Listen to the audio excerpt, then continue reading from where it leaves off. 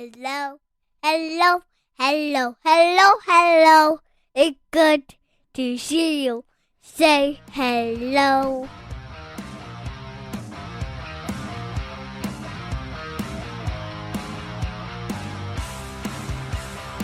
Welcome to the Huskies Hockey Podcast. Weldie and Andrew here, recapping another exciting weekend of Husky hockey action. Before we get into that, I do want to say that I did some little bit of research and saw that the reviews for Apple Podcasts to get in the top 1% of podcasts, all we need is 580 reviews. So right now we are at 5. So, and I'm not even reviews, just ratings. So we only have, about 575 to be a 1%er, and to get to that 1% of podcasts. And I think we can get there with some dedication from our loyal listeners, spreading the good word of the Huskies Hockey Podcast. And, maybe an explosion of people that like college hockey in general. So I think all of those combined, I think we can get up there.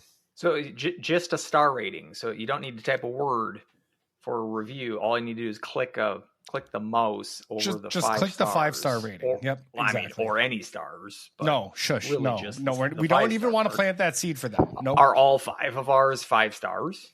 Yes, they are actually. So we are a 5-star average reviewed podcast. We just need to pump up that the number of votes. Mm-hmm. It feels like that could be something that we could farm out some bots to do some of the heavy legwork. I would think so. They probably have some system in place where they're like, you average this many listeners, there's no way you have this many reviews. They probably find something pretty fishy going on. Okay, well then we'll just have to have our loyal listeners do it. All organic. I think we can do it. Maybe there's a way that we can incentivize that with our drawing, of which we did our first one for our 2 free Husky ticket giveaway, Saturday giveaways for the men's hockey games. And we had our first winner. Yes. Drum roll, please. Congrats to Nathan W. of Paynesville, home of the Papayas. Who correctly entered the passcode on time to the correct email address. And he and a guest of his will be enjoying the Huskies Catamounts game this coming Saturday. And if you want to enter for the next giveaway, which will be for next Saturday, that is October 25th, which is Saturday homecoming. Big marquee event on campus against Alaska Anchorage. Old rival Alaska Anchorage. Haven't been in the building in over a decade. So if you want your chance to enter the contest for those 2 tickets, for a chance to get those 2 tickets, you got to listen to the podcast. It wasn't going to be that easy. We weren't going to give you the passcode right off the bat. We're going to give you right off the hop. Sometime during this show, we'll give you the new passcode. The one that we had last week, forget about that one. We got a new one that you got to use that passcode and email it. We'll give all the details later, so stick around. Don't go anywhere. Don't touch that radio dial. And await with bated breath the passcode for this next drawing. But thank you for all who did enter the first drawing. Yes, we had a surprising number of entrants, if I do say so myself. Andrew had to stay up all night counting all the emails coming in and putting them on the wheel to spin. I assume that's what you did. I don't know for sure, but anyway, Nathan W., way to go. Congratulations. Paynesville coming in, making the drive to St. Cloud, and you'll be at the game. So enjoy the view from the tickets. Andrew, what were your thoughts on the seats from our Saturday package that we have? I do like the seats. I realize some people are more like, oh, I want to be close or right on the glass.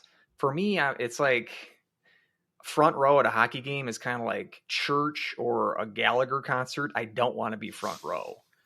because I miss things. It's hard for the corn. It's hard to look at the corners deep down either end of the ice. Flying objects, all in your. You never know when a flying object is going to come, just like a Gallagher. Yep. I will say, I mean, if you want to, I think it's assuming a good idea. The comedian Gallagher and not Oasis. I should preface yes, that. the one that sledgehammers the produce and watermelons. Then again, at an Oasis concert, things can be thrown at you too. True. The Gallagher. Does Gallagher even have a last or a first name? I'm sure. I assume that's his last name. But Bill. If Bill you're Gallagher. born after 1990, you have no idea what I'm talking about right now. But I do think it's probably a good thing. You should have some experience watching on the glass, just because that way you can appreciate the speed and the physicality.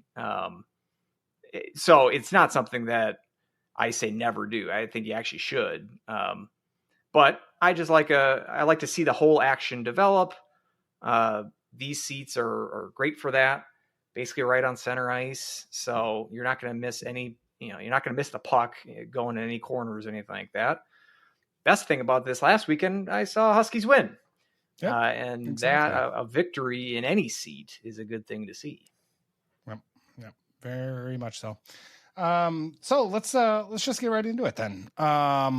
You were in the building, making the trek up, the home and home as well. You went up to Bemidji, saw the Sanford Center. Yes. Up on the shores of Lake Bemidji, maybe, I don't know, but there's a lake nearby. Yep. So there's a couple lakes actually in that area. Yeah. It's a big deal. So Huskies end up pulling out the win.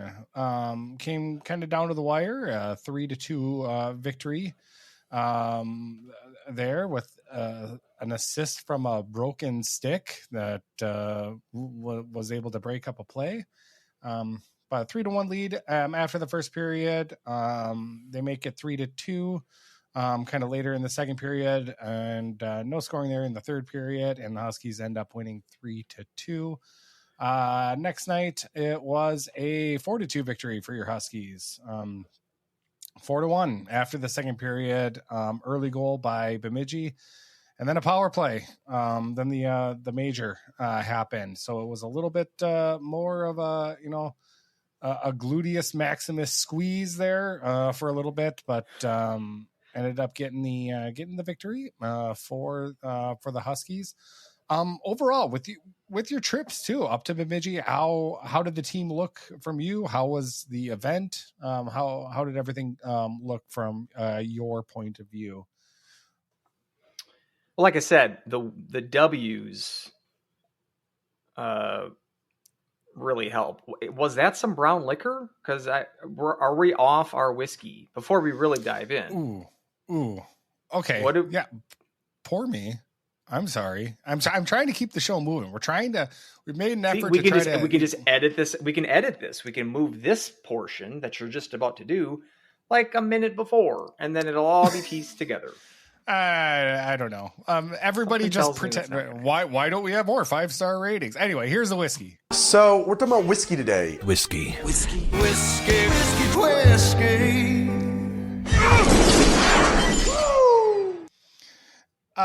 Yes, this is brown liquor. I actually just picked a bottle because I'm done with my whiskeys of the world. And so now are you just going to do whiskeys of the Weldon household? Like pretty much, I think so. I do have a lot of brown liquor. Maybe I'll tweet out a picture of my collection. But as of right now, I probably have like 20 some bottles or so down there. And a lot of them only, are probably like only have about a fifth left. Cause then I kind of potion it when I get down here. So I kind of save it for it's like, oh man, it's the last of this bourbon. I don't want to waste it. So I think that's a me issue. I think I got to talk to my therapist about. But anyway, so right now I'm drinking Old Elk. It's a weeded bourbon. It was actually a store pick that I picked up from North Dakota when the Huskies played the Gophers in Fargo for the regional a couple years ago. So, Is it made in North Dakota? no, it was just when you said weeded whiskey. That's WHEAT, correct? Or is it that is correct? Weed, man. Like I got this weeded whiskey. You're gonna get. I don't know if the THC market has hit the bourbon market yet, but that sounds we just very might come up dangerous. with an idea. Yeah, right. Exactly. All right, I will add that to my list of entrepreneurs. If you're developing that, I will invest. I will say that. So, yes, weeded as in bread wheat. Okay. So you've had this before. You're familiar. You're not doing like blind. Like, this isn't blind. Never had it before. I really enjoy it. It's got more of a full, thicker, and it kind of tastes like sourdough a little bit. So now we're going instead of the sampler pack that you had, which is like the new. Again, we're going to keep it with we're really old, and we're going to keep our references old. So like that was like the new CD that you popped in to the tape deck. This now we're transitioning to the greatest hits tape. Now these are the classics that and love, and you're just listening to and enjoying them again. You're singing along to these tunes, so to speak. Exactly. But I would say more the sampler packs, because they were such low. It was more like a Time Life infomercial, or those long commercials that happened at the Time Life those. Sounds of the 70s. And the little excerpt, and they tell you what the artist and the title of the song was. It would scroll, and it would be highlighted, and the Time Life Sounds of the 70s. Great. And they had some bangers on that collection, I will say.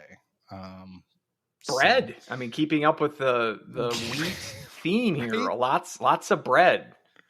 Great soft rock group. Tulsa, Oklahoma in the 70s. But I did also promise the top three. I said two from the United States, one the winner from Ireland. And so number 3 with an 8.2 was Green River out of Kentucky, which is actually, fairly popular. You can kind of get that at a lot of places. Number 2, Breckenridge out of Colorado. That one I think I've had. That's very possible. And then Ireland, the one at Ballykeefe was the winner. Ballykeefe out of Ireland. So that was the one I've never heard of. That was a little bit of a surprise, and that one was incredibly good. From the score. Did you check out which one the Denmark one was? That was kind of the surprise.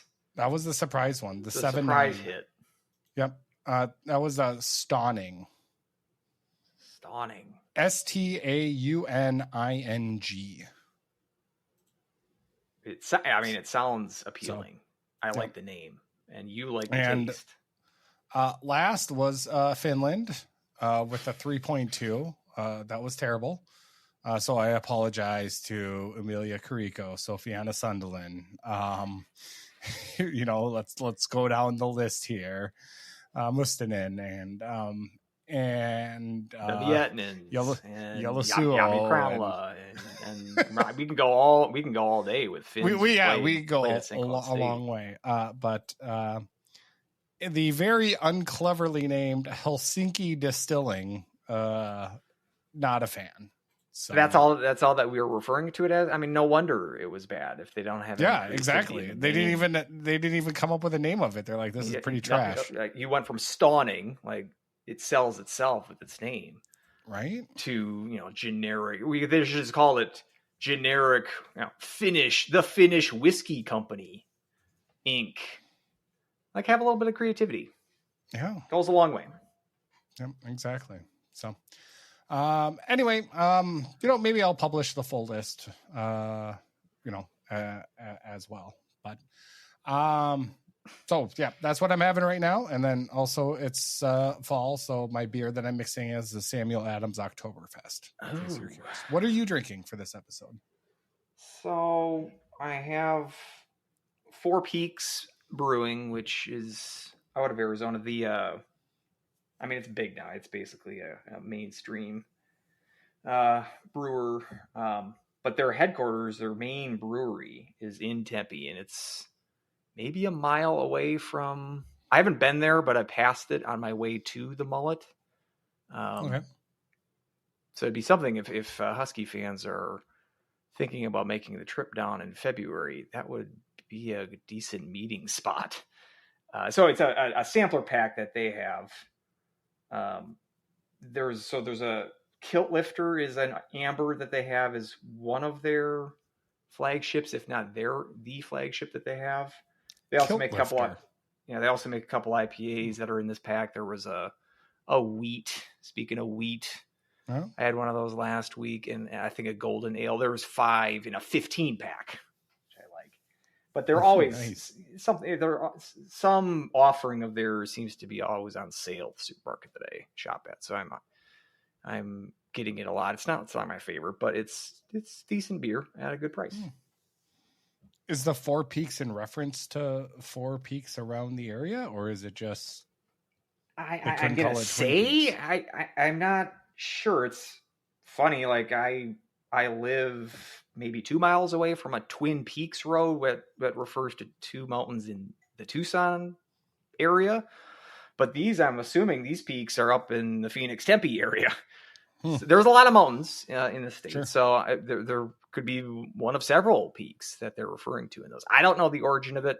They've been around for a while. I think the late 80s or so. One of the first quote unquote craft breweries in the state. But now, they've been bought by either InBev or one of the giants, and they're basically like a supermarket brand now. But hey, for $12 for a 15 pack, you can't go wrong. Yeah, I did make that mistake once with something called Beer 30. It was a 30 pack for I think $10. That I went wrong at. Like even the price, it wasn't great. So okay, I don't think Beer 30 is going to sponsor us. So all right, let's get to hockey, huh? So the Friday, Saturday, from your vantage point, how did the Huskies look? Yeah, like I said, so the wins do a lot of the overall thoughts for me on the weekend. Coming into our preview last week, I was, hey, split would be fine, and you're like, hey, it's embarrassing that to set a standard of sweeping Bemidji, like you're surprised that that's the standard. So we kind of went back and forth in terms of how good we think Bemidji is. Maybe that's basically where that conversation boiled down to. I do think Bemidji's decent. I don't think that's a bad team, especially that Pier on that top line looked really good for them. They certainly have some talent. They're not the old kind of muck it up, we just got to trap and stifle teams in the neutral zone. They've gone away from that in recent years, and they've got some offensive weapons. Depth is an issue for them, and I think St. Cloud just showed that they have more depth, and good to see that they're able to take care of a team, even though, as you mentioned, it wasn't easy. I thought both games, first period was the best period of the night for the Huskies. Clearly on Friday. I didn't even think their second and third periods was very good.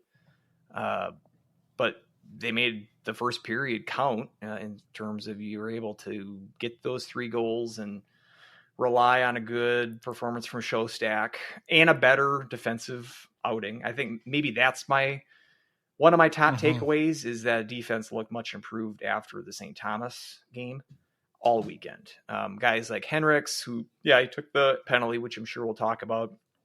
But I thought he was great on Friday, scored his first goal. But more importantly, he wasn't beat defensively, and he's got that skating ability that we can see. This was the weekend for me that, I think Henricks is that sort of high-end prospect that was touted, and we saw that this weekend, I think. I wonder if that was like major penalty. First game jitters or something along. Like I was saying, I don't think it was jitters necessarily. It was almost like over-aggression. Like that's not to me jitters. Well, yeah. That's like okay. Well, like trying to do too much. Right. And So, I think that's okay. that's a guy that has confidence, and he just needs to realize that the speed of the game, the skill level that's at NCAA is just different from what he's used to. And I think that comes with experience. Again, he's not quite there yet because he takes the major in game misconduct in the third period, and that obviously can't happen. Scary moment, obviously, that we can talk about, but I thought he was much improved. Guys like Loftus, who I know that you weren't a fan of in the St. Thomas game, I thought he played better, especially on Saturday. Saw some I thought offensive. actually he played very well on Saturday. That fourth goal, So, the Bernovic kind of clapper, I think he sort of set that play up, keeping it alive and working deep in the zone. I thought that was a nice play. Guys like Wiley, Reiners were steady. Zinger, I thought, was okay. I still didn't like the fact that they were playing him on essentially every power play or penalty kill, I should say, on Friday. But for the most part, he was good, and we saw his offensive abilities as well with the goal on Saturday. So, I mean, the defense for me really stepped up. Goaltending in both nights. I'm glad that we saw Berzins on Saturday, and I thought he played as well as Shostak did on Friday. They needed to make some huge saves late in the game. Yeah, both of them did. And so we get performances like that on a regular basis. That's going to keep you in games. And then also, 3 goals on Friday, 4 goals on Saturday. You got 10 on the year so far. By my amateur math, that's over 3 goals a game on average. I mean, if that's what we're going to get this year, it's 3 games. We're less than 10% into the season, so long way to go. But if these are the kinds of things we see, average to slightly above average offense, good goaltending, and defense that doesn't make the kinds of mistakes that we saw against St. Thomas, yeah, then they'll be able to win games if they play as well as they did this weekend. Again, I thought the Saturday game was more of a complete game because I think on Friday it was basically 1 period and kind of coasted after that. And I don't like to see that. I'd still like to see a consistent level of play throughout 3 periods. But especially coming on the heels of, I thought, a disappointing performance against St. Thomas, this was definitely an improvement. And I'll take the sweep for sure. yeah, I mean, I echo a lot of your points. Watching the game, especially there on Saturday, it felt like more of a complete effort. You get 2 goals there in the first period, 2 goals in the second period. Obviously, the major kind of threw everything for a loop. But you can kind of tell that was, I think, kind of the main put up or shut up moment. Riley Funk gets that power play goal early, then they get back onto it after the hit, and like you said, like that hit. I mean, I don't want to say it was like Aaron Marvin kind of brain fart. I wouldn't consider Aaron Marvin a dirty player, but it was enough times it was like, Marvin, what are you doing with that hit? I felt like kind of Henderson was like, yeah, you can't really do that. And, Fleming, who had a great weekend. I thought he was, kind of a buzzsaw, and then to have him see him on the ice for that and him to get, the stretchered out. So I hope everything is okay with him. You don't want to see that. And that's definitely a lesson that Henderson is going to have to learn. Yeah, certainly. I mean, one of their best players for the Beavers. So I when we were watching it in real time, I didn't see the severity of the hit. So I was, and I didn't know who it was for Bemidji that was down.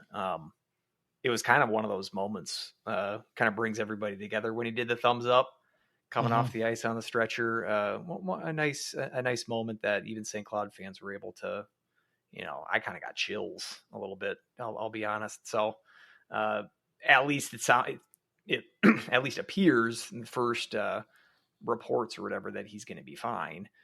And again, if that's just another play where Hendricks is just a little too amped up, hopefully he learns from it. Obviously, he can't be a player that is going to be unavailable for the third period because he's taken a game misconduct. I don't know if they've announced any discipline beyond that. The league, but maybe we'll see. Maybe Tuesdays is when they generally announce that. If there is, I'm not sure. I suppose it's kind of when I'm first thinking about it. Perhaps we'll see if he's going to be out longer than that, based on the hit. But so again, you don't like to see that part of Hendricks's play, but for the team standpoint, they did kill that off, and I think after the kill there, and that was a big turning point. Bemidji scores another one or multiple on that power play. Obviously, they're right back in the game. Killing that off, you get the you maintain the 2-goal lead, and you sort of get a boost of momentum after killing it. So I think that was maybe Bemidji's best chance to really get back into the game, and St. Cloud was able to take care of it with really not like a ton of grade A's on that 5-minute opportunity. Like I said, Berzin's had to make some stops, not only during that sequence and later in the third, but especially in the second period. I thought the early second period, I was thinking, here we go again with great first period and then sort of a letdown beyond that. Bemidji gets back in the game, makes it 2-1. So with those later goals in the second period really salted the game away, and good to see that they were able to continue to tack on. Because you can't that can't be the formula. Like, oh, once we get a 2-goal lead or we get 3 goals on the board, now we just need to clamp down. I always think that's a risky strategy. So keeping the foot on the gas, and we did see that with the Ernest and Bernavik tallies, especially. One each night for Bernavik, just snipes. One in Bemidji, one in. The Bemidji goal had a great vantage point of just a snapshot that he had a shoebox kind of area to shoot at to beat him, and he tucked it right in there. And the Saturday one, that was more of a one-timer that you blinked and you missed it, and good to see that. And if we can get that sort of just game-changing, goal scoring sniper shot, if we see that on a regular basis, like 3 games, 3 goals, like, yeah, let's keep that pace up, because I certainly like to see that. I was thinking about this after that shot and kind of in the second intermission in general. Can you think of a Husky player? Like, I guess Brodzinski is the best one that comes to mind. That is basically has that good of a one-timer. Like, can you think of somebody in recent history that is on Bernavik's level when it comes to that? Yeah, Johnny would probably be the best that I can think of right now. You give me a couple minutes here, I might be able to snag another name or two from the past, but especially from like a one-time slap shot that we saw on Saturday. Yeah, especially, and Bernavik's near the top of that list. Whatever the list that you would compile, and Brodzinski obviously as well, but elite of the elite. Yeah. Do you have any other names? Because I feel like there's others that we're missing. And yeah, if we want to go back to like Arneson or Hardigan, back into the early aughts, sure, we can do that. But I kind of wanted to keep it in the somewhat recent for our younger listeners here for the podcast. So I'm going younger as in 12 years ago with Johnny Brodzinski. But we've had, obviously we've had some a little bit of paling, sure. But, as far as like just a 1T goes, obviously I don't want to say automatic, but, Lash didn't make his spots there. Rowe didn't. AC Mont kind of did, but he was actually, I think, more deceiving sharp angle shots. So I mean, we have the famed Brocklehorst. I mean, we named an award for that. I mean, but it's not like he never hit the it. net though. So one time he did. One time he did. One time he went bar down, and that's like if I had a white noise machine of Husky hockey moments, that ping would be there. Yep. Dowd, maybe not. I don't know. Like, Dowd's actually not a bad one. Actually, especially for a forward. I'm thinking more forwards. Yeah. Yeah, maybe not so much one timers, but talking pings on that white noise machine. He'd have the Notre Dame one. Yeah, that's definitely on that list. So, I mean, that's it's definitely, he's up there at the top of the list. That Ovechkin type shot. If any other listener has some good snags on this, great Husky one-timers, ones that we've missed, let us know. Yeah. Not Tony Mosey. No. For Hobie. Yeah, his one-timers, some of them weren't hockey related. But a legend, but maybe in a different category. In a different setting here. So, but it was, I mean, you get there. It wasn't a perfect series. It wasn't two perfect wins. But you got there. I think the power play, like you said, I think it was a little touch and go there for moments. Yeah, Zinger, I don't know, but I mean, he had a heck of a shot there on Saturday to get that 2-goal lead late in the second, or I'm sorry, late in the first. Got Nolan Road his first as a Husky, and Tanner Hendricks multi-point weekend. So the newcomers, I think are really shaping up here for this Husky squad, and I was really, really impressed with how quickly they were able to kind of adapt from the St. Thomas. So it'll be interesting to see how St. Thomas and Bemidji throughout the year kind of stack up against each other. Yeah, I mean, we saw. I wanted to ask you that if this series, and again, they were swept, so maybe you were validated here. But did this series, were you more impressed with Bemidji than you were coming into the series? Was that no change really in your perception of them? Like, basically, what I'm getting at is, like, are these wins going to be, I mean, we don't think Bemidji's a top 10 team or anything, but top half of the pairwise teams, so top 30-ish, you think? And also, conversely, did North Dakota spanking St. Thomas maybe downgrade St. Thomas in your mind, or maybe that just means that North Dakota is going to be a force this year?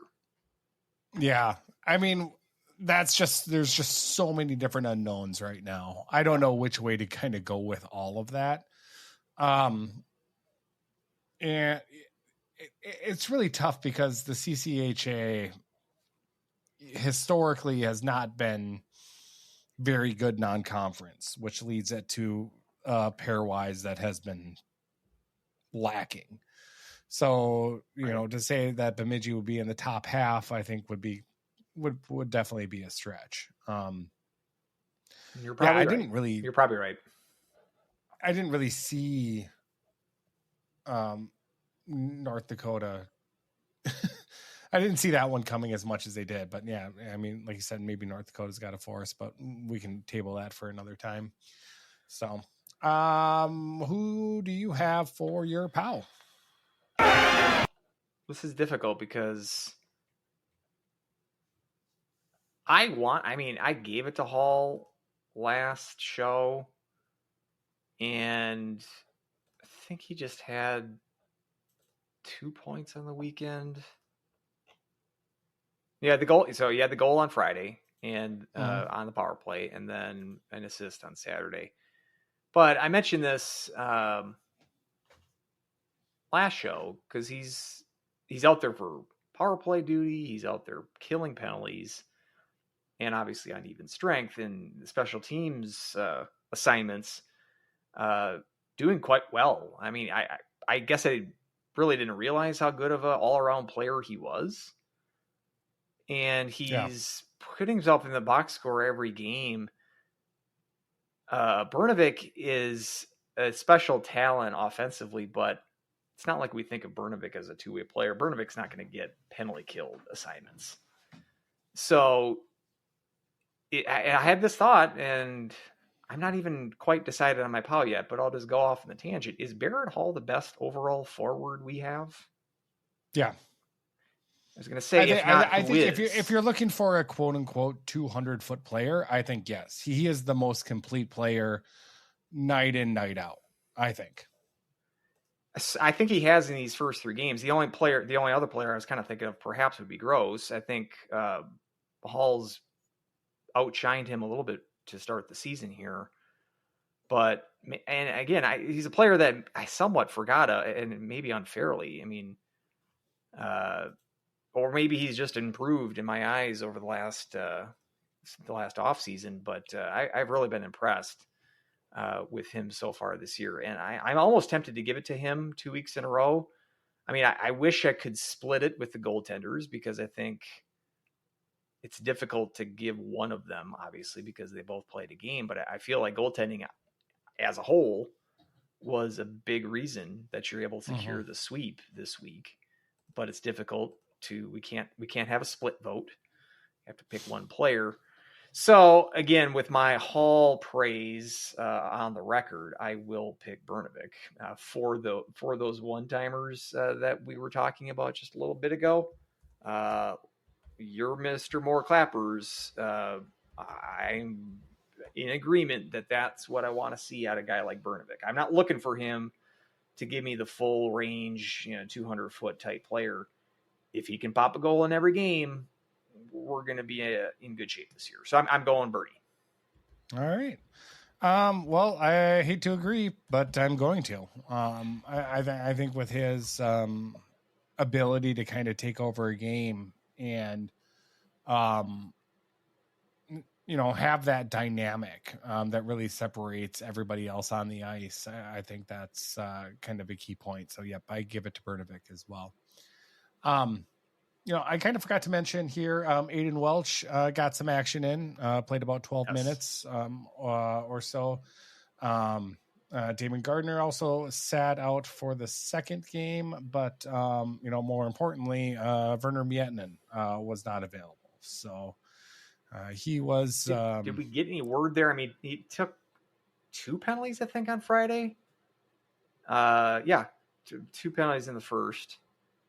I'm wondering if if it was just more of a discipline thing, or if we should also mention Adam Ingram, that academic suspension only lasted last weekend.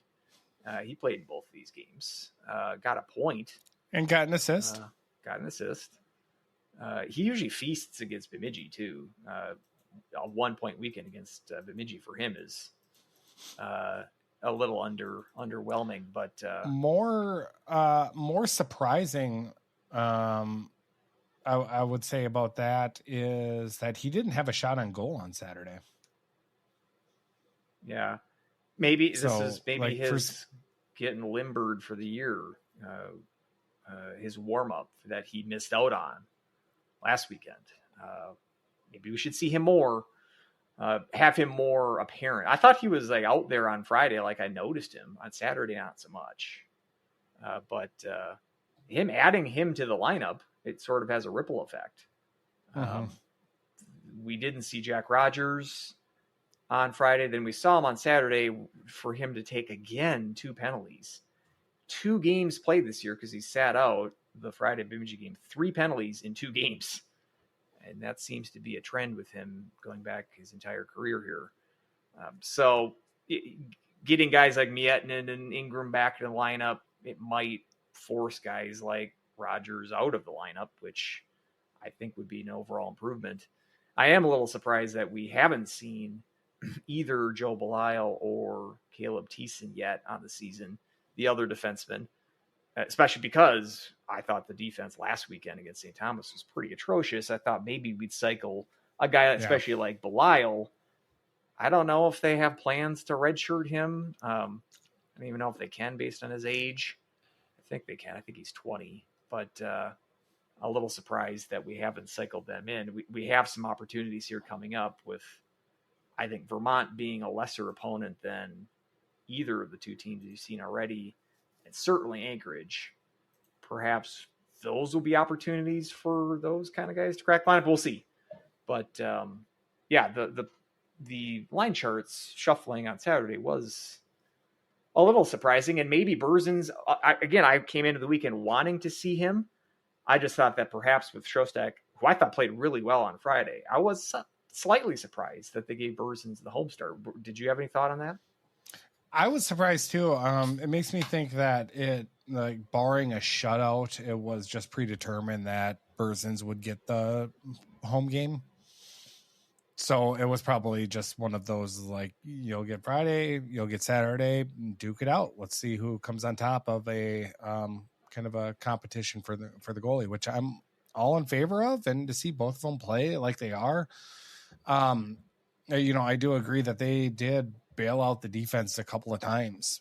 So that's kind of a huge moment, and we'll see if that, if this goalie tandem kind of continues here with Vermont. So we can go ahead and pivot over. Vermont split their Friday-Sunday series with St. Lawrence, a 2-1 victory, and then a 5-2 defeat. The rare empty net, and then afterward a goal for St. Lawrence, where they were down 1-0, pulled the goalie, made it 2-0. Still pulled the goalie, ended up making it 2-1, so made it interesting there. But Vermont was able to kind of pull ahead there at the end. But Vermont, it's a team, again, we've talked about them before, where their logo faced the left, so it's a little bit confusing that they have a left-facing logo, is where the action is. But overall, it's a team that you kind of look at, and hopefully it's a team you kind of get after, and put some points on the board. They're going with the freshman goaltender so far this year with Aiden Wright, 1-1, but he's got a .933 save percentage. So Vermont's been giving up a lot of shots, and it's up to the Huskies forward group to kind of convert on those. So I think if we're going to look for the team to have a step forward offensively, like so far we have been, this is a series where you got to put up 3-4 goals a game on. Yeah, I do think that Vermont is a team, especially with St. Cloud at home. I do think this is a team that you can handle. Maybe again, if we're thinking about pairwise, comparing Bemidji and Vermont, the thing with Vermont is they play in a better league, so their pairwise is probably going to be in change jar, quarter in the change jar again. NPI is going to be higher, probably based on the fact that they're in a tougher league, they have tougher strength of schedule. I don't know. St. Lawrence, I think, is especially bad, though. So losing a game to them is not going to help Vermont's pairwise, even if they played the toughest schedule in the world. So, this has not been a very good team of late. They've gone through a couple of coaches. Todd Woodcroft was fired after the 23 season, or between the 23 and 2022, 23, 23, 24 seasons for off-ice conduct. So the Steve Weidler took over. But, this is a team that won one game in the COVID year. They haven't had a winning season since 16-17. They haven't made the tournament since 2014. So not a team historically here that's been very competitive of late. And it's a team that you have to take seriously. You got to take everybody seriously. But I do think it's a team that you're going to be able to, you should be able to beat on home ice. You mentioned the goaltender situation. I had a couple of thoughts. Max Strand. So it's interesting that even Woodcroft and now Weidler have focused on Minnesota as a somewhat a focus of their recruiting. So Max Strand is on the team as a sophomore this year, put up 22 points last year. You might recognize the name because he was a Minnesota Mr. Hockey in Minnesota winner from a few years ago from Roseau.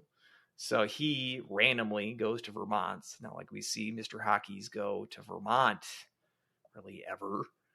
And then you also, if you're a Husky fan from, a couple years ago, you might recognize the name Jonah Agater. I believe we mentioned him on the show. He would have been slated to come in maybe last year. So he's a 21-year-old freshman this year for Vermont, a former Husky commit. I believe he would have played with Bernovic because he was at Madison, at least for part of his time in the USHL. But his commit, he just didn't quite grow he didn't develop to the extent that St. Cloud either had room for him or weren't interested in him anymore. So he's moved on and is at Vermont now. Just played one of the 2 games this past weekend. So it's not like he's going to be like a major part of their offense. He might be scratched one of these games even, but if you see that name, that was a former Husky commit. But yeah, it's a team that, again, I think they struggle offensively in particular. From the St. Cloud perspective of, we came into this season really wanting to improve offense, seeing a team that has those similar struggles and, again, struggling with offense against a team like St. Lawrence this past weekend. I do think you keep that 3+ goal average cooking against Vermont. That should be the recipe for 2 wins this weekend. So I don't know. Maybe it's the Bemidji sweep. It's tournament all of a sudden the confidence with this team. But you look at Vermont, and then the weekend after with Anchorage, Anchorage is probably going to be an NPI 60s team, like one of the 2 or 3 worst teams in college hockey. You really you should sniff the blood here. I mean, this should be a 4-0 pair of weekends, especially being at home. So obviously, you got to play them one game at a time, and can't take any of these teams lightly. But if you were confident about a Bemidji sweep, I got to be confident about a Vermont sweep. Yeah, I'm confident about a Vermont sweep as well. Quickly, you said the last time that they made the tournament was 2014. Who was St. Cloud's opponent during that tournament? That would have been the Notre Dame. That would have been the Nick Dowd Ping. Because we don't mention the Gopher loss in the regional final. That doesn't happen. That didn't happen. And it's been a long time. That was also the year. I mean, talking about that Gopher, game, but everyone remembers, I think, that semifinal game against North Dakota where the Gophers ended up pulling the victory with, I think, 0.6 seconds left to go in the game. Where, no one remembers that. So I remember it was 10 seconds left, and it was the face-off was in the other end. It was in Minnesota's own end, and Minnesota was able to come down and get the goal. Hall maybe with the goal. I mean, it was some. It was Justin Hall. So, but that was the big. So Minnesota makes it to the champion, loses to Union 7-4, and Gothisbehere was a +7 in that game. But to bring it all the way full circle, Union beat Vermont 5-2 in their first game. So it was. So that's kind of how all of those kind of connected together for the last time in 2014. But if you want to go to the history of St. Cloud State against Vermont, St. Cloud is 4-1 against Vermont. The one victory coming in 1998 for Vermont. The last series, do you want to do a random box score? I have the box score from that 1998 series. Oh, wow. Okay. I've got the box score from the 20 from the Christmas, probably a holiday tournament. If it was, or it was December their 30th. Catamount Cup, I believe. I haven't seen that box score, but I did go through because they played 5 times all time, as you mentioned, 4-1. They split that series on Halloween weekend at the National Hockey Center. So that'll be the last time, the only time to date that Vermont has come to St. Cloud. And I'm just looking over this box score again. There are names that predate us at St. Cloud, but he had Tyler Arneson scored one of the goals. Gina Parrish made the box score, the roughing penalty. with a minute and a half to go. So garbage time. So some scrums. There we go. It was matching minors with Carlander from Vermont. Maybe we can see if Gino recognizes that name, because they got into a scuffle, as it seems. But yeah, they split that series. Vermont won the Friday game. St. Cloud won the Halloween game on Saturday. And then I believe it was the next year, perhaps it was the year before, that St. Cloud swept Vermont in Vermont. It was then the next played, year in Vermont. Then they played in the Catamount Cup. So I haven't seen this box score. Is this the championship game, or is this the first round of the Catamount championship game? And this would have been 06. What year?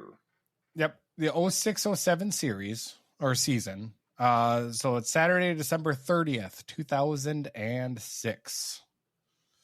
So we had to have Huskies were 12-3-3 after this game. So 11-3-3 going into this game. So we had to have Gefford in net. That is correct. What was the score? 4-2. With an empty netter. So 06-07. I'm going to say Nodal. Not Nodal. I am like... If we're talking that year, he's going to be the guy that I'm going to guess first a lot of the time. I mean, that's fair. He did have 2 assists. I think, was this Lash's freshman year? Was there any power play goals? There was 1 power play goal. Lash? No. Fletcher. Did... Oh, wait, hold on. I'm going defense. Let me pull this. Okay, yes, Lash was on this team. This was Lash's freshman. His senior year was 9-10, so that would have been his freshman year. Yeah. Might not have been getting a Fletcher. No, primary assist. My boy Chronic. Nope. There is 3 goal scorers. So there was one person who scored 2 goals, and I don't know how many multi-goal game this forward had. But he's kind of a punching bag a little bit on our podcast. Really? Punching bag from that era? Yep. That's throwing me for a loop now. Okay. Former Mr. Hockey. Oh, talking about Mr. Hockey. So Nate Day. 2 goals. He scored 2 goals. He scored 2 goals. He owned the Catamount Cup. He did. Somehow he didn't just shoot a puck into the corner. Was one of them the empty netter? No, Nate Radens had the empty netter. It would have taken me a while to come up with Nate Radens, because whenever I'm thinking about that 06-07, I think the names are probably ones that graduated the year before. Something like Joe Jensen, but I think Jensen's last year was 05-06. Then I'm thinking like Hartman. Would he have been 05-06? It was and then I'm like, I don't know if this was Lash's first year or not. Mm-hmm. That was a good team, but I'm still sort of hazy on who exactly was on which team. So the last of these goals, forward or defense? Forward. A goal scorer.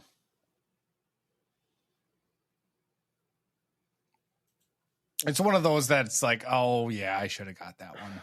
Yeah, I know. Because at this point he had that was his 10th goal halfway through the season. He would have been like upperclassman at this point. Does it say? Yeah, he was a junior at this point. And his last now Gordon, but I think Gordon left after the previous year. Nope. This was Gordon? That was Gordon's last year. See again. So Gordon was there 3 years? He was there 3 years, yep. Something's telling me he was only there for 2 years. Nope. He was there for 3 years. And then I remember that because if that was the case, he would have had a good year then this year, like 40 points. 45 points in 40 games. And then he signed with the Capitals. How many did he have for a career? 102. I mean, not bad for 3 years and in that era. which was not as high offense as before it or like now. What's also, I think, really cool about Andrew Gordon, when it comes to 102 points, 51 goals, 51 assists. That's consistency. I mean, we see Bernovic, by the way, he's got that Cy Young season started because he's got 3 points and all goals. Like to see that 3-0 point line. 3-0-3. Yep. Gordon had three points, a goal and 2 assists. Nodal had 2 assists. Nate Day 2 goals. Raboyne had an assist, and Stevenson was an assist as well, with Gordon on the Nate Radens empty netter. Dan Chronic and Andreas Nodal both got penalties for hitting after the whistle. That's actually in the box score, hitting after the whistle. Was it like late in the game, garbage time, Gino Parrish No, style? different times. Nodal got it randomly in like the first shift of the third period, and Chronic got it about halfway through the third period. Were they calling Vermont? Like, were these matching? These are like after the whistle scrums that, Chronic gets tangled up with the Chronic Vermont one guy. was, yes. Okay. Not the Nodal one. Not the Nodal one. But the Chronic one, yeah, that was a scrum. The other guy got contact to the head roughing. That part of the joy of doing random box scores from this era are the penalties. Because I think there was one in, maybe it was the last all year, the first Moscow year, that face washing. Do you remember that? That was one of the, and it was like 10 penalties were called in the game. Oh, maybe just on St. Cloud, it was a huge amount of penalties. They were just calling all of the, and then the obstruction, interference. That I was just about to say, there is a penalty for obstruction hooking. Yep. So good. My favorite all the time when I look at it is obstruction interference, and I'm like, the Department of Redundancy department right there. Yeah, I wonder when that went away. When the point of emphasis, as they say, about you have to call it obstruction and then put that in front of all of the penalties, like when that started and when it went away. I'd like to, maybe that'll be a cloud coverage deep dive. Figure out what they were smoking in those days. What the whole point of emphasis was on the obstruction calls. So anyway, you predicting a sweep? I am. Are you predicting anything less than a sweep? No. Continue it up. Now, do you expect the goaltending tandem to continue? Probably, because I think. And do you think that's earned it? Right, and Shostak certainly has as well. And I think that if we're maybe going to predict, I mean, we saw this like Western Michigan last year, even St. Cloud in recent history, do like a goalie tandem, like a one night a weekend split for the first half, and then sort of use the second half as maybe you start the second half that way, but eventually one guy takes the reins. I think Slukinski for the Broncos last year took over like in February, roughly. Again, it's been 2 weekends, so if Berzins or Shostak, if they turn in clunkers here the next couple of weekends, maybe that plan evolves, but I'd be fine with that. And I'd almost sort of, at least in like through the Cactus Cup, maybe I would bet on that being how Larson plays this. I don't know. And it's weird because I was thinking like, I kind of like the fact that Shostak got the road start because we don't have road games coming up here until November. And it's good to get your freshmen kind of some experience on the road. But then I'm like, Berzins has 2 games started at the NCAA level. Yes, he has like the World Juniors experience, but it's not like Berzins is this seasoned vet. So you don't want to throw him out to the wolves, in conference play on the road. I suppose you have opportunities because you're playing teams like Miami next month on the road, but I don't know. I've liked what I've seen from both goalies. I don't know. Miami's coming in hot so far this year. I'm nervous. I'm shaking. She was thinking about that. What's your take on I guess we'll talk about it right now.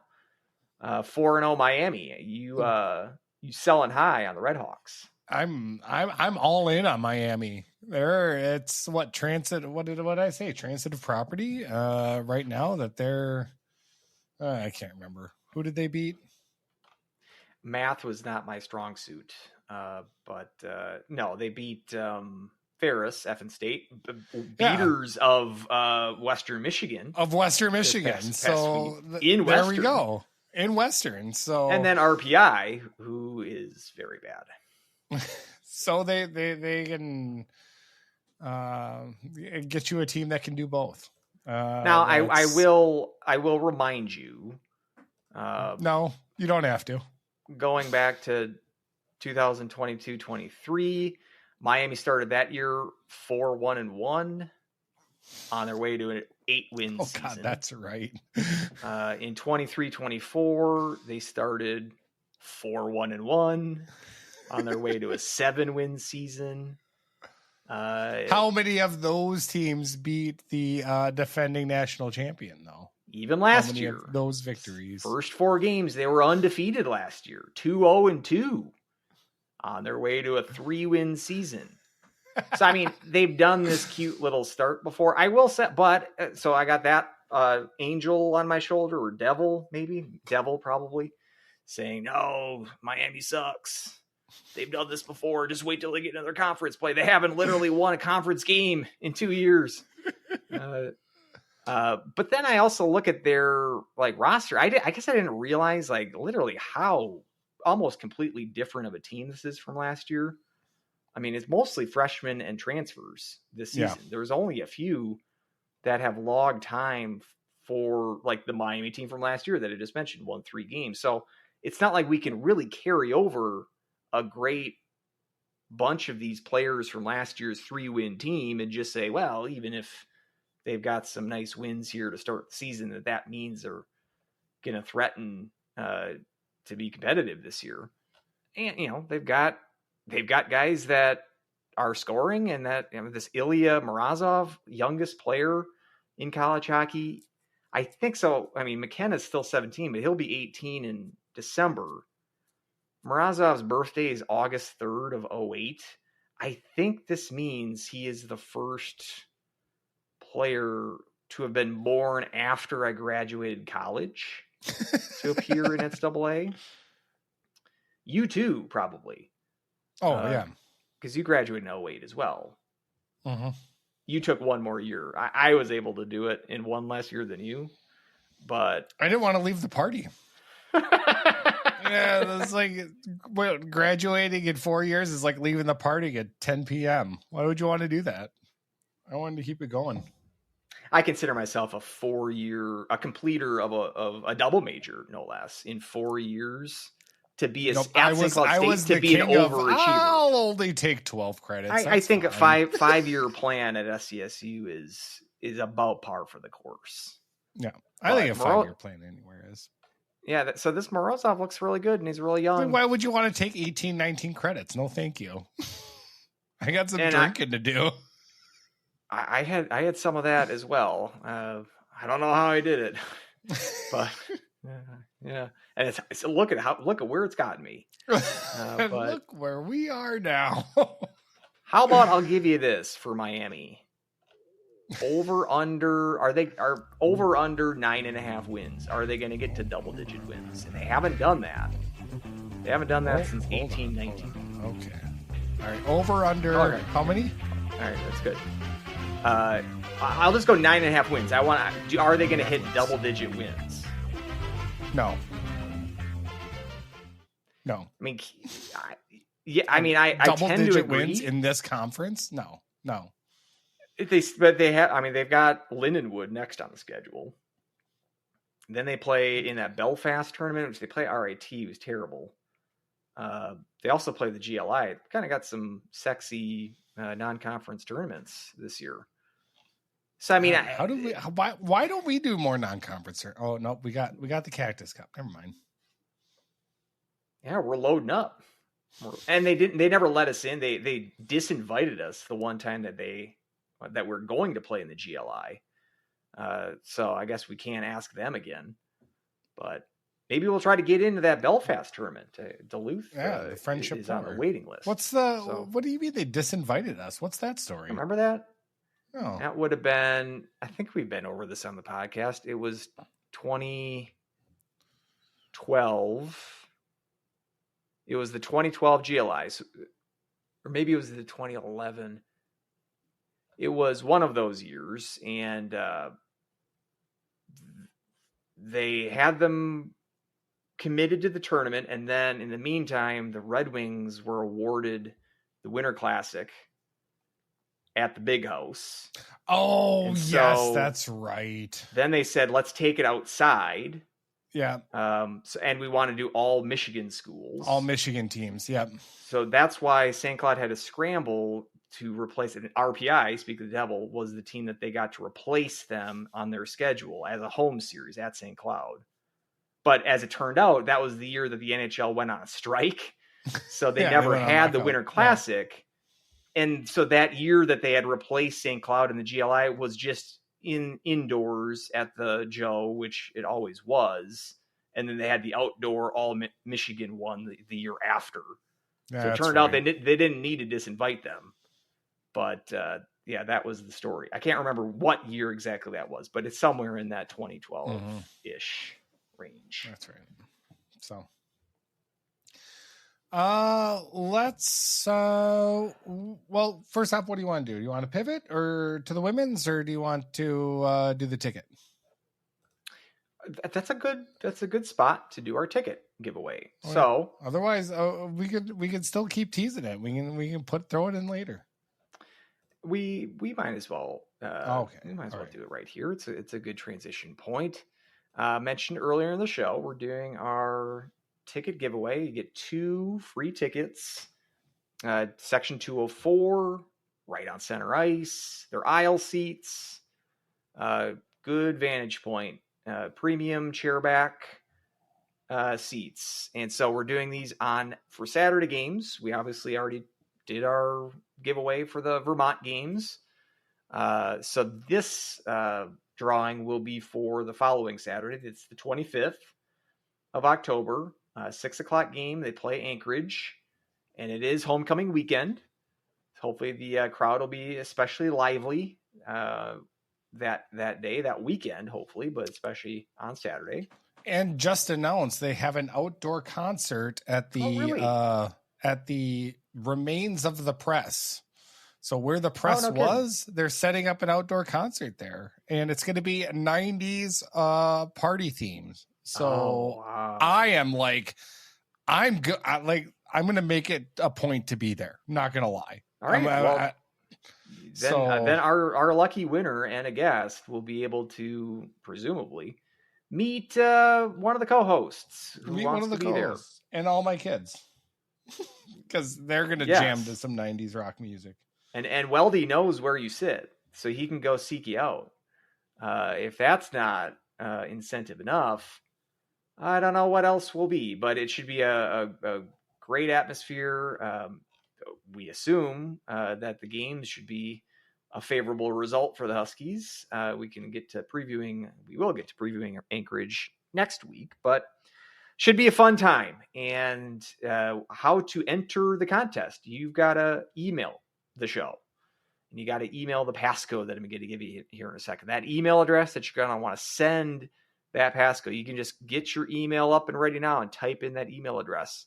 All one word. It's Huskies Hockey Podcast @gmail.com. So that's Huskies HUSKIES Hockey HOCKEY Podcast PODCAST @gmail.com. And you're going to send in, we are playing Alaska Anchorage.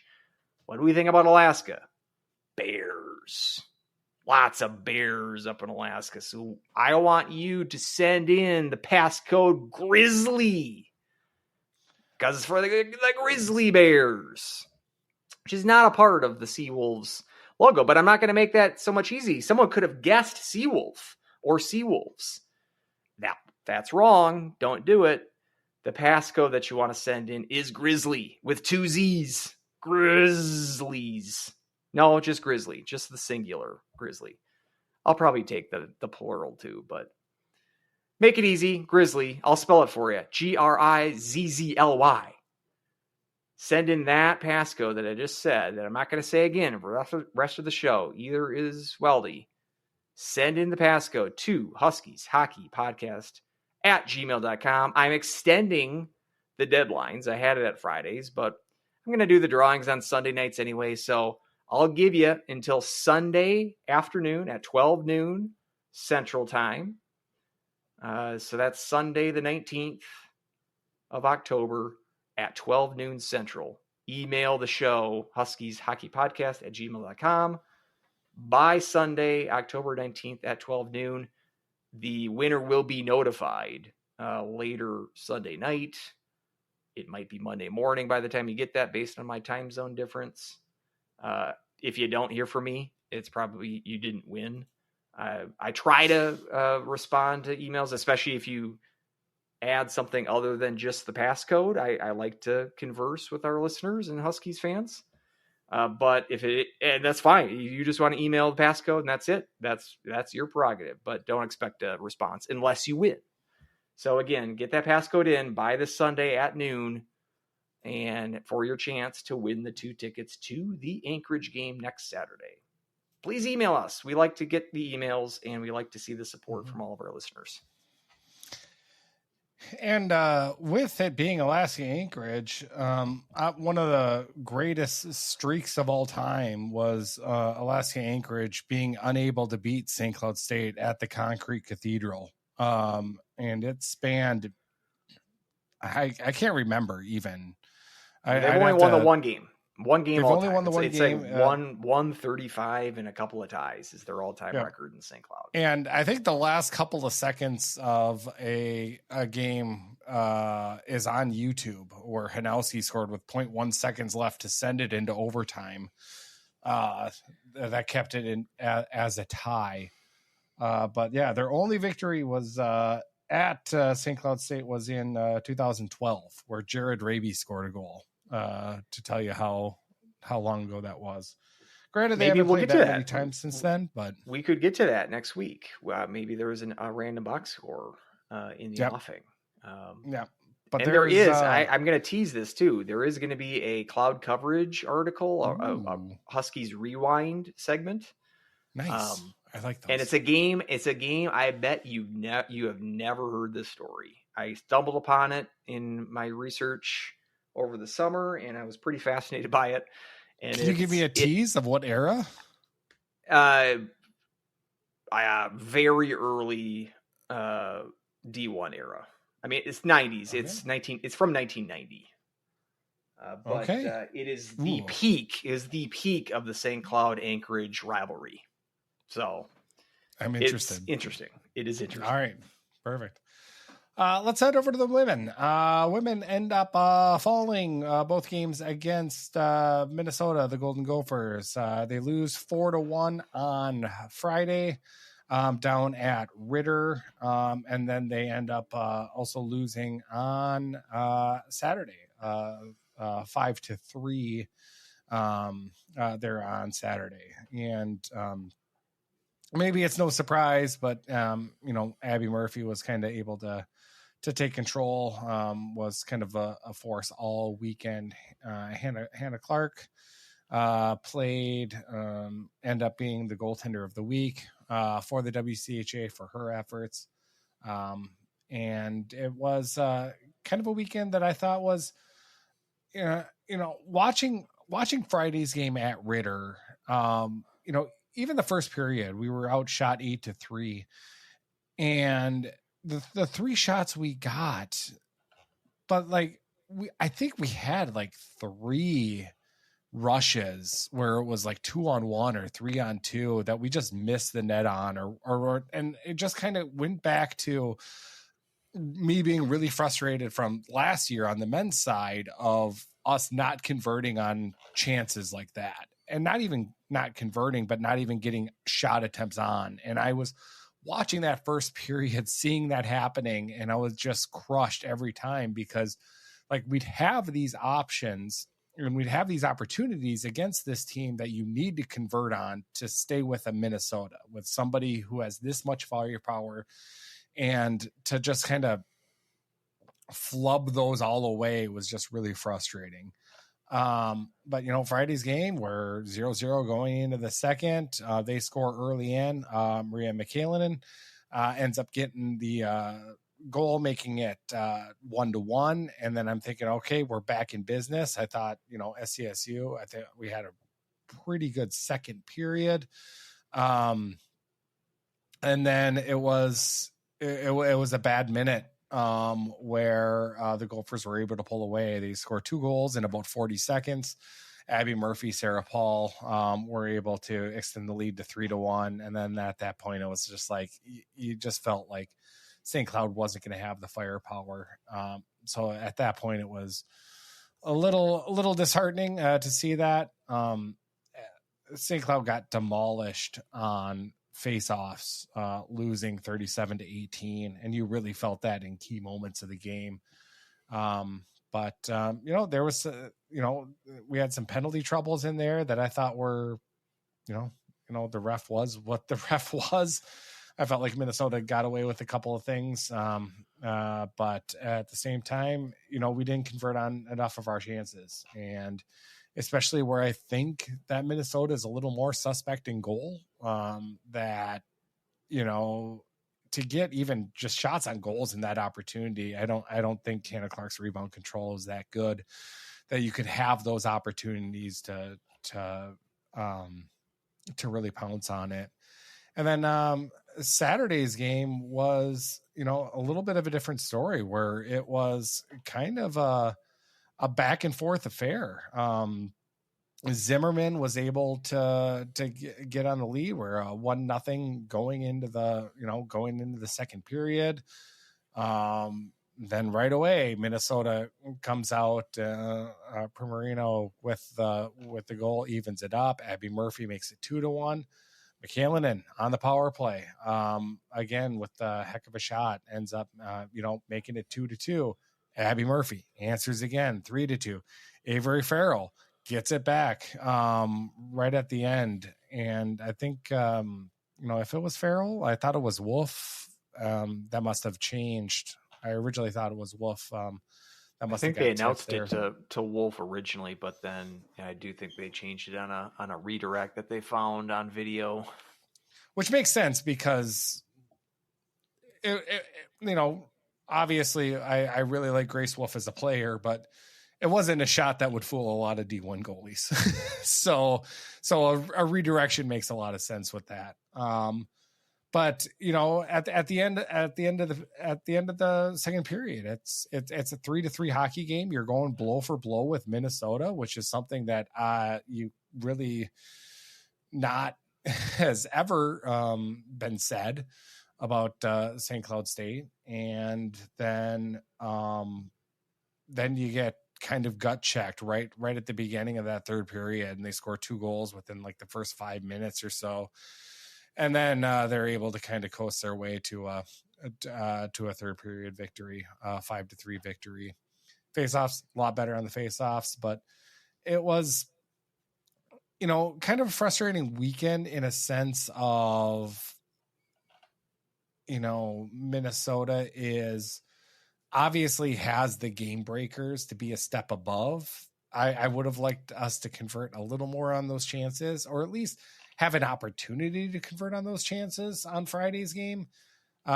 Saturday's game, you were kind of right there at the end. A third period was really the difference. And then you had the opportunities too, because the Gophers got into penalty trouble, and not being able to land that blow to make it to make it a game towards the end was unfortunate, and kind of the difference there. Carrico started on Saturday's game, ended up leaving after a scrum, and JoJo came in, let in 3 goals on 13 shots off the bench, and that's it was tough. At the same time, don't really think it was her fault, because Sarah Paul and Emma Creet's heck of players. So it was frustrating. I'm not down on this team by any means, but it was one of those things. It was like, Minnesota is still a notch above us, but at the same time, I think I don't know, like a little more things could have gone right, and I think we would have been right there. Is kind of where I sum everything up. It was an entertaining game to go to. I'll say that.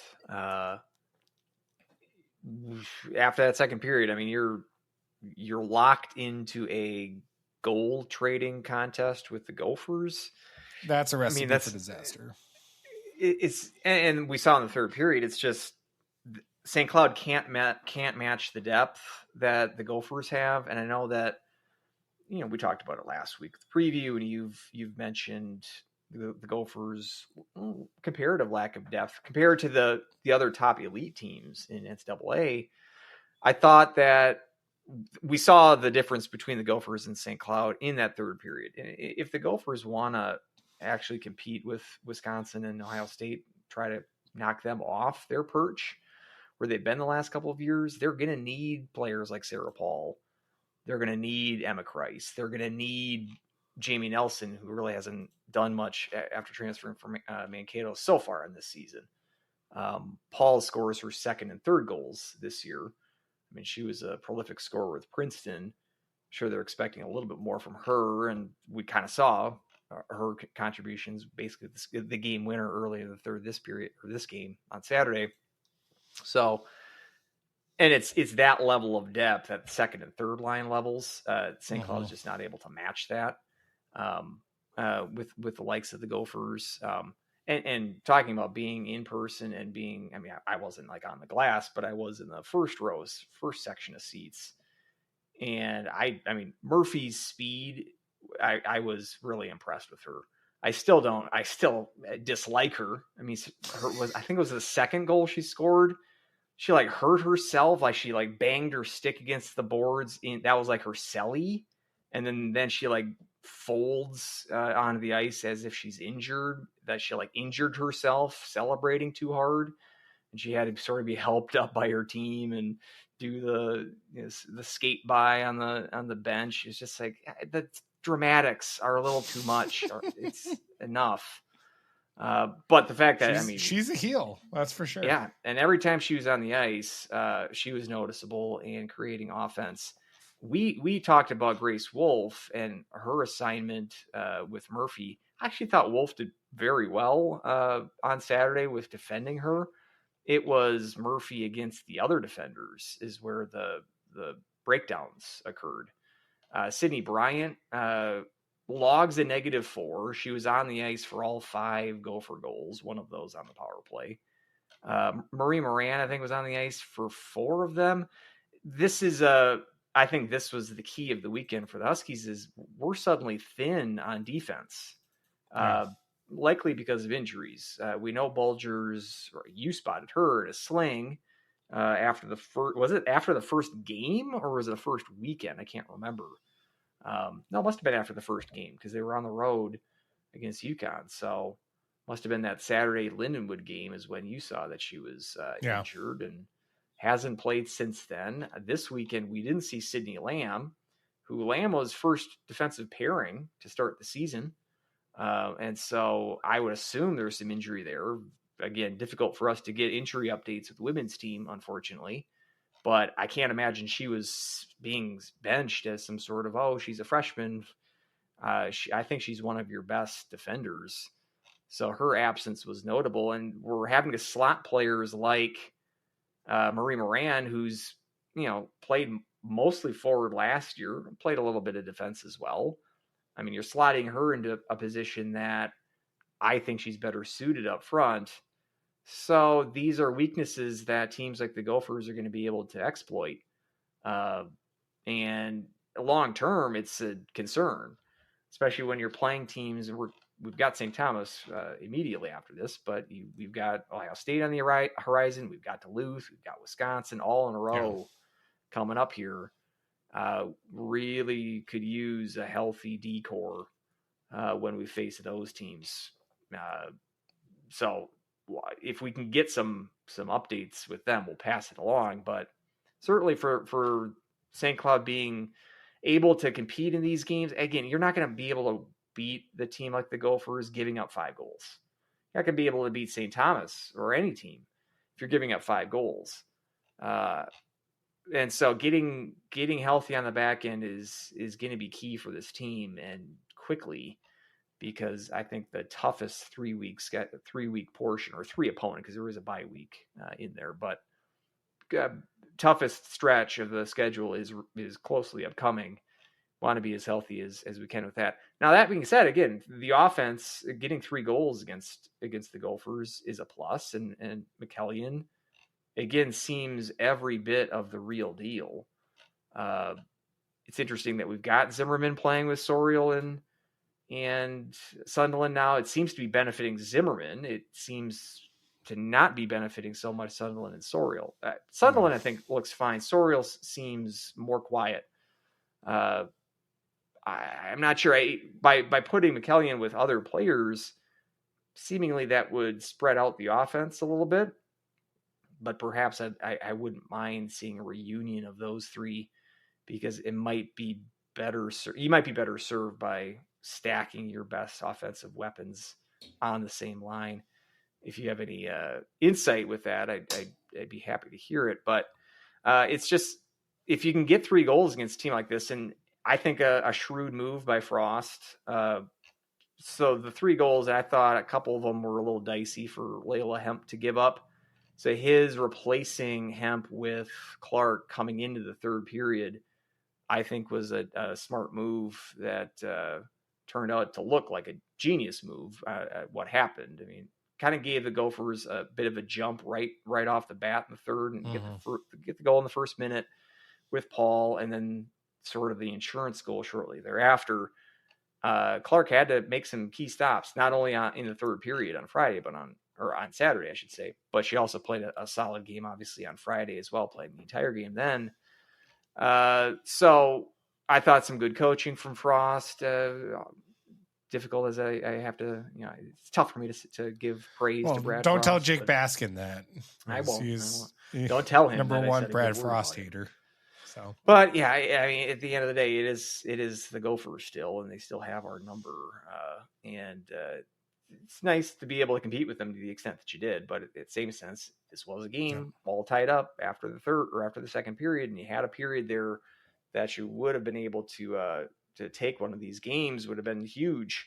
If we are going to want to crack into that top 4, I mentioned it a couple years ago, like basically playing 500 hockey against the top 4 and then taking care of business against the bottom 3.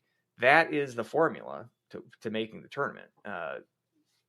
Going, expecting sweeps of teams like the Gophers is unreasonable, I think. But you can take care of your home games against those teams. Again, very difficult task, but you feel like this was an opportunity. At the same sense, I still did think the Gophers were the better team this weekend, and in that sense, it's easier for me to swallow. But still, there's a lot to like, a lot to improve on, and just mostly for me, it's getting healthy is the number one concern for me.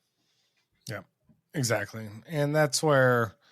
My thought process, when I tweeted out that Zimmerman was back on that top line, was trying to get McKellian away from Murphy, just to get essentially McKellian to have more chances with the puck. And it turns out she has 2 goals and an assist on the weekend. So, spoiler alert for my pal. Might as well get to it right now. But yeah, she's my pal, and she earned WCHA Rookie of the Week. So. I can't go away from that. I mean, she gets the 3 points on the weekend, 2 goals, and laying the body, taking a checking call, and it was not a cheapie. You made it count. It was a full hit. She looked like Jeff Finger out there. If you're going to take a penalty for checking, you might as well make it count. You go all the way with it. And so, I mean, again, I don't like players taking penalties necessarily, just on the basis of a penalty. But I don't mind seeing a little bit of grit. Gritty St. Cloud is right my there. Flavor. And I didn't really expect a player like that with what we just heard of as offense from her. It's not like I'm expecting throwing the body around to fit within that sort of player mold. but she's shown me that she's not scared of throwing the weight around, and I don't mind that in a star player. So, 4 goals on the year so far. I mean, that's huge. We can get a player like that that's going to consistently hit the back of the net. That's what we've been craving for many years here. So, and especially if she can do that against the cream of the crop of the league too. More of that, please. Let's go to the preview then with St. Thomas. And, like you said, these are teams that you need to feast on the points. So you need the 6 points. Using Lindenwood, where we were able, common opponents, we were able, if I want to use my transitive property again, we were able to get 5 rip, and they had to go 4-3 and 2-1 on St. Thomas. So you look at St. Thomas's record right now, and they're sitting pretty at 5-1 after a split with Mankato. But it's if you're going to be in contention for that 5/4 spot, you need these points. You can't drop them. And I think we're playing them at a kind of auspicious time, so to speak, when you're talking about the defense and the getting healthy aspect of it. I wonder if we're looking at maybe looking at Hannah Arnold there, if we're gonna still look at her as being scratch, or just seeing what I don't know what Bulger's injury is, but maybe you take the red shirt off and be like, hey, we need defense now, and if we're gonna make a run for it, we need these points. So we'll see what happens, but I am going to go out and say that we're going to get a sweep on this weekend, but it's we're going to have to show up. Yes, you will. Interested that this wasn't a home and home, but I would, because that's what they've been doing, I think, basically since St. Thomas has joined the league. But I would assume that had something to do with the new building for St. Thomas, not quite ready to be opened. That'll be open next weekend for both the men and the women. They're both playing Providence, which is interesting, to open the the Anderson Center in St. Paul. So I would assume if that building was open, they'd still be I would assume next year they're going to go back to home and homes. But it's just weird that we're going to see both games in St. Cloud this weekend. Then you see St. Thomas on the road end of January. But a team so they've been on the road, obviously, because they don't have a facility quite open yet. So all of their games, all 6 of them so far, have been on the road. Post, Lindenwood, and Mankato. That's not exactly the murderer's row of opponents. And I mean, the common opponent there with the Huskies is Lindenwood. Lindenwood beat, St. Cloud beat Lindenwood handily 5-0 both their games. Tommy's had to sweat those out. Those were in Lindenwood, obviously, but 4-3 and 2-1 comeback win for the Tommies so Lindenwood ties it up late in the third. Late winner for St. Thomas, almost went to overtime. So it was a comeback on the Saturday game. They got down 1-0, then they win 2-1, but struggling with the Lions team that the Huskies were able to win, sort of going away. If that's the one data point you want to use to that transitive property, if that's the correct application of the math term that I'm not exactly sure of, we can hope that St. Cloud has. I should know because I went to college for 5 years. It was that extra year. That's where you got that math, that adding ability. It's that math 070 that helped me out with it. That's right. A decent team. I think they're improved. Get the Gazdick twins on the point from Mankato to transfer over. I think that was a good get for them. Players like Ella Berger, who's been decent. The Huskies have seen her the last couple of years. I think their biggest get in the offseason in the portal was their goaltender. Julia Minotti came over from Clarkson, who was given the job, or at least she was kind of in one of these split tandems for the first half of the year for Clarkson last year. Had an opening in goaltender, and Minotti was getting almost the bulk of the starts in the first half, lost the job in the second half, and Clarkson went on a run, ended up making the tournament. And I think Minotti felt like she was getting squeezed off the roster. The one benefit of transferring to a team like St. Thomas is there's not going to be a goaltender battle for you to win. It's your job, 100%. I mean, they have a freshman, Nora Hannon, but the remainders of their goalies from last year's roster either graduated or moved on. So this is her job.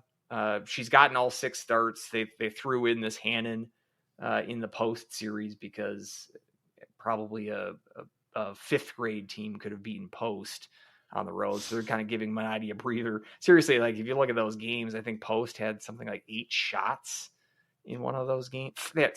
5 shots in the season opener. Post, we laugh about bad, like, we'll make fun of Anchorage, I'm sure, next show, talking about them, their sort of futility. Post, these NUHA teams at the bottom of the NUHA, mine eyes have seen the glory, and these are not good teams. They got 15 shots on the second game of that series. So I suppose that was enough for enough work that they thought they needed to get their backup some token action to get limbered up in that. This St. Cloud is not Post for St. Thomas. This is going to be their biggest test of the year. And I think this is a opportunity for the Huskies to assert that, yes, we are certainly in the level of the WCHA that we're closer to the competitive bucket of teams rather than sort of the bottom of the league. I think if you don't sweep the series, it's harder to make that case convincingly. So I do think that this is a team that you can handle, and I'm hoping to see it. Now, again, health is a big deal. I had the same thought about Arnold. It seems like this is a year where you're probably taking red shirts off, where if it wasn't an Olympic year, you might have kept red shirts on, like we saw Reese Strauss this weekend, for instance, who I thought looked overmatched. And she's probably a player that probably could have used red shirt, but because we're going to be running into such a roster crunch come February with the Olympics, I mean, this past weekend kind of made us see what a roster crunch looks like and how that taxes your roster. And we're only really talking about 2 defensive holes to fill, but because of that, you've got to put Moran, you've got to bring her out from the forward position, put her on the back end. It makes for difficult decisions and perhaps splitting up some chemistry with forward lines. If you're going to move players back and forth, we've seen Bryant move back and forth in the last couple of years. So think of what the roster implications of maybe 2 injuries have done with Bulger and Lamb over the first 6 games of this season. Now imagine that with Sunderland's gone and Carico's gone and Urela's gone, Zimmerman. I mean, Vogt. I mean, multiply all of those kind of headaches and problems to solve once the Olympics roll around. So it might be one of those things that it might be a decent idea to, if you think that you're going to be crunched, if you're already crunched now and you know that you're going to be crunched later in the season, maybe get ahead of it and see what Arnold has to do. I assume that's not the plan for the coaching staff this year, but things tend to take a turn for the worse unexpectedly. And again, with the schedule really tightening up after this weekend, you just might want to put your roster in the best possible position to weather the oncoming storm. And at the same time, you don't want to overlook St. Thomas, who I think is capable. A team that St. Cloud has had a bit of difficulty with over the last couple of years. And those losses have kind of stung against St. Thomas. especially last year. So don't want a reprise of that. So I'm hopeful, because I do think that this group,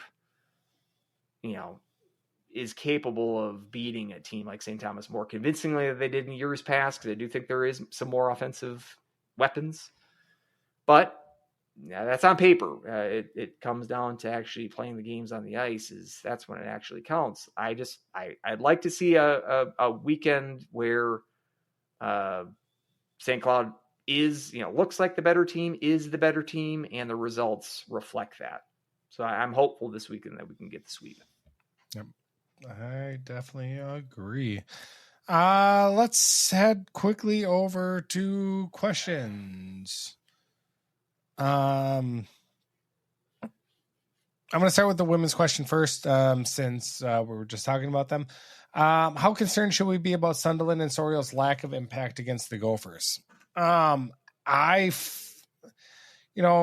Sorial, I think, has been quiet. I think she only has one goal, and that was, against that first game in the first period against Lindenwood. And I am a little bit surprised about, that connection just hasn't been there nearly as much as it has, last year when it comes to the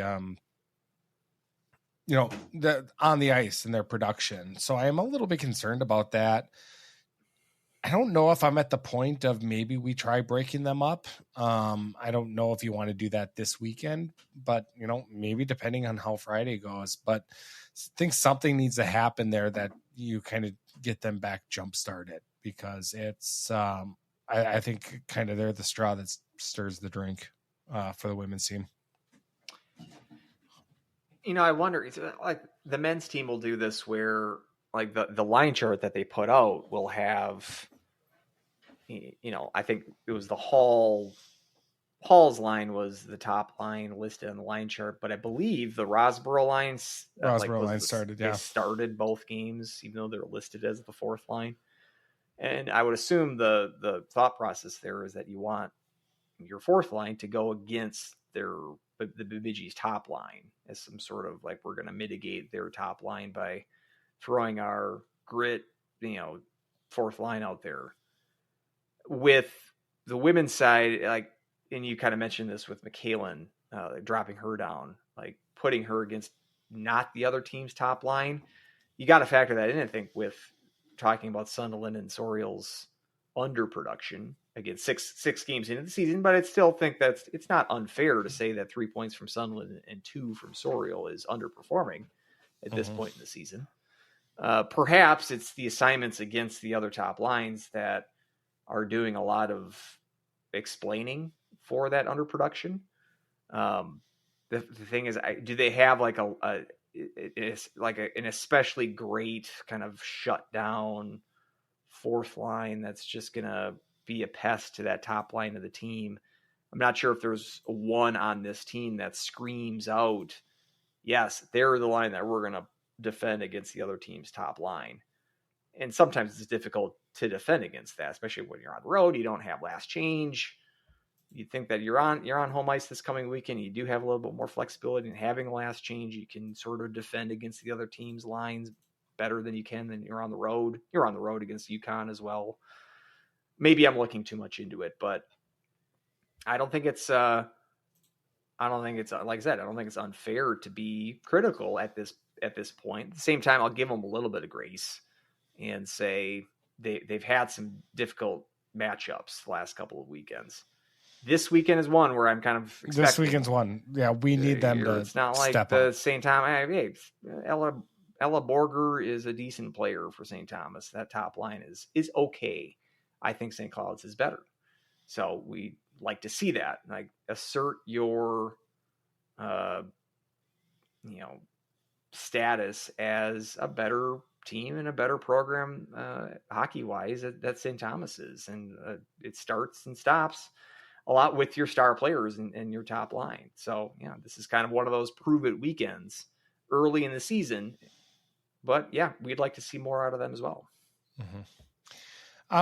Let's go with how good the men's freshman class and the transfer so far. They deserve a shout out. I was question that kind of had me bring up some of the premier freshman classes. With Rode and Ersness and Hendricks and all of them already finding the score sheet and having dynamic moments, I would say, even already. So I was just kind of going, and if you were to guess from like a points per game average what the highest scoring freshman class was, who do you think would be part of that? Do you have the answer, or are we just like spitballing right now? Yes, I have the answer. So what is it? So highest average? What? Say it again. I'm sorry. Average points per game for freshmen, like as a group. Yeah. You so like which class do you think from a points per game perspective had the most points per game? Do you want a year, a season? Yeah, if you were to guess which season. Well, I'm just wondering, or person. Is this one where it's like quantity over quality? So if they had just like the 1920 season, they had a crap ton of freshmen. Like is it because they had so many that year? Not just like the year that Nodal was there because he put up 50 points. No, this would be like as a whole. So would it be like the 2019-2020 season? Probably not, though, because that was COVID shortened. So I'm not sure if they would have. Well, it is average, so I guess that wouldn't necessarily matter. But I don't know. I'm struggling to come up with any other like. These were a lot of freshmen, and there were some good ones on that team, like Okabe. Yeah, the thing about the 1920 season is, Okabe, I don't think scored a goal that wasn't Mankato at that point yet. He scored a lot. He had 4 goals against Mankato in one game, and yeah, you're right. They probably didn't have so maybe it is like. Because Nodal and Lash would have played on. They would have been freshmen the same year.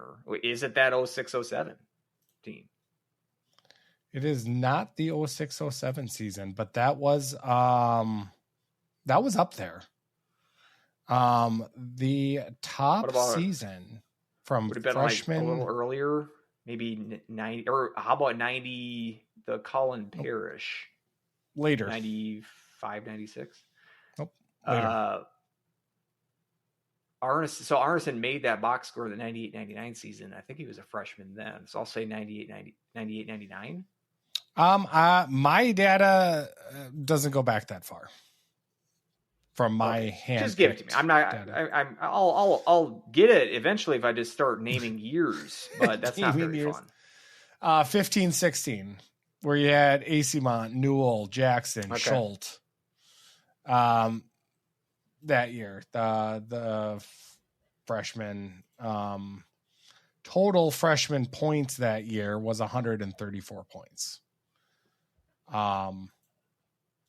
And coming in closely related to that was the 12-13 season with Kosala and Brodzinski, Morley, Murray, Prow, and Bennick, who only played like the back half of the year and still averaged a half a point a game. So, but, just kind of looking and thinking now we don't have as many freshmen per se as some of those, but the freshmen that we have, they're, I think making their mark, and I do expect some good things out of them. Now I'm worried, obviously, about transfer portal, and now it's a lot easier to get up and go. Because I had Colin Ralph as some expectations too. So I'm a little more cautious to come up with that, but it's something to keep in mind. I think the freshmen have been doing incredibly well, and I expect them to kind of continue. And as far as the transfers go, we talked about Loftus too, how he's played better, and I think Smolinski's been solid. He was good this weekend. I actually really like Smolinski. So what was the number of that 15-16 season? How many points? The average points per game. Now, granted, I think that's an average of an average, so I don't think it's You don't have 100%. you don't have the full the raw number of points. Yeah, for 15-16, 134. Because I the have the first 95-96 season pulled up. You had Collins 41. This is the back of the napkin math. Collins 41. Sasha Molin's 33. He's also a freshman that year. Parrish had 30. Jason Goulet had 16. His brother Brad Goulet had 1. And George Awada had 8. He's also a freshman. I think that's 133. So it's still, I thought it might have been close to yours. Is that the second glass that you've dropped in the last couple of minutes? I hope that didn't have whiskey in it when you dropped it. No, it did. Both of them have been empty, which tells you how good the whiskey's been. And maybe to quote the ladies' man, I am out of Cavassier, so it is time to wrap up this show. All I'm saying is that 95-96 team, points wise, again, I don't know about the average, but it's up there as well. But it's a good trivia question because it makes you go down all the rabbit holes. Yeah. And it has, you're kind of forced to think about the offensive era and then how well the actual freshman season did. So because like that, those 1920, that year's freshmen ended up being great, but probably not so much that season as in their later years. So yeah, maybe I can do a little bit. These freshmen, just in terms of the talent that we've seen so far and the transfers that we've got over the off season, I'm again 3 games in. We can't be too pie in the sky over it, but so far so good. The early returns are looking promising. Maybe if I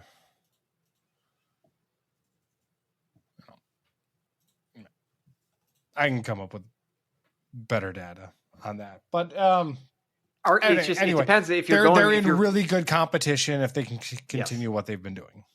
So, anything standout time on ice related for the Huskies for the first 3 games? Early season update on crud leaders. Now I don't know. I don't know if we have enough data points for crud. I know Weldon already has data points for a Hobie tracker as he. Oh, really? Yeah. Well, I mean, he said with 0-0-0, some guy from Clarkson was leading, and I was like, "This is." Did his name start with like double A's? And it's just based on alphabetical. Pretty much at this point. Yeah. See, those are the short. Crud being a real statistic takes a little bit more data than just the first couple of weekends, I would imagine. And one of the things about Crud, Crud tells me this. It's not that I'm telling Crud anything. It's all about the machine. The machine is what's wise. We live in an age of AI, and Crud is our master and overlord of the universe. Overlord. Yep, exactly. He tells me what to do, not me. But Crud says, wait until Thanksgiving. And then we'll get there. Roll me over at Thanksgiving, I think is what he actually said. And I let him go back to sleep. And so I'm not going to get him up until then. But yeah, if there's enough demand, if there's enough demand, I can activate Crud again. But I think there's always demand to activate Crud. Yeah, I mean it's an important metric. I mean that's kind of what these days are all about is not doing the legwork, but just making a machine spit out the truth. Yeah, this is where Crud comes in. So stay tuned. Crud says too early though. Yep. Time on ice personnel, or I would say the personnel like on the power play is something that's kind of stood out to me when it comes to it. I don't exactly know what we're doing, but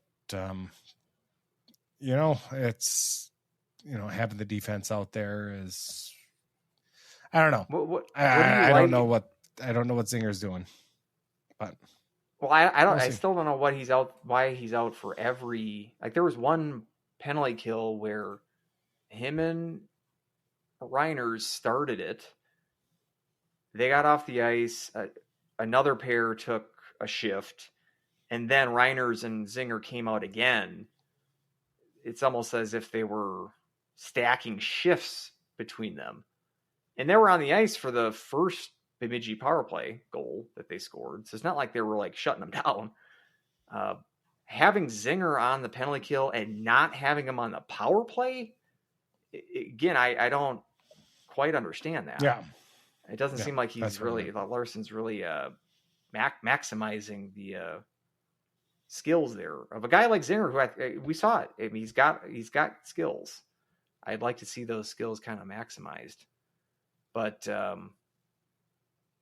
yeah. And it's what do you think about? Because again, it's not so much the personnel, but the fact that they've got a 4 forward, 1 defenseman unit, and then a 3 and a 2, which seems unusual. And again, I would just rather not have Wiley be the lone defenseman in that setup. I'd rather have any of like either Smolinski or Henricks, who are the 2 pairing defensemen on that second unit, which I think has been the better unit overall. I'd rather have one of those guys. If you're going to have a 1 defenseman unit, have one of those guys quarterback that unit, put Wiley with someone else on a 3-2 setup.